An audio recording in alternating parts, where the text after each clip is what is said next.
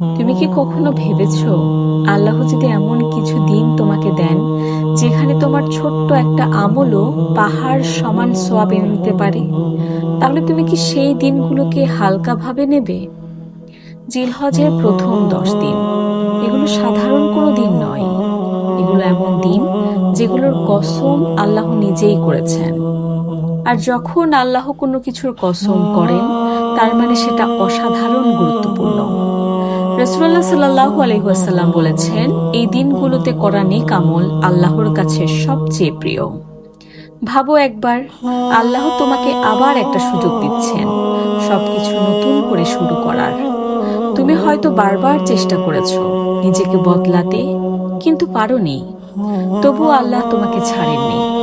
এই 10 দিন যেন আল্লাহর পক্ষ থেকে একটা নরম ডাক, তুমি আবার আমার দিকে ফিরে আসো।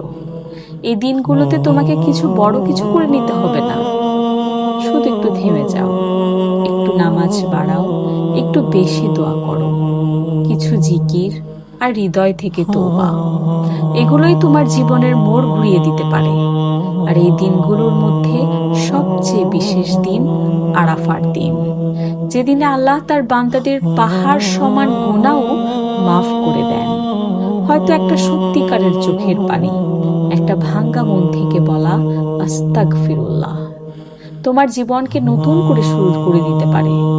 আমরা জানি না আবার এই সুযোগ ফিরে আসবে কিনা, তাই এই সময়টা হারিয়ে ফেলো না। আজ থেকেই শুরু করো, আল্লাহর দিকে একটু একটু ফিরে যাও। হয়তো এই ছোট্ট শুরুটাই হবে তোমার জীবনের সবচেয়ে বড় পরিবর্তন।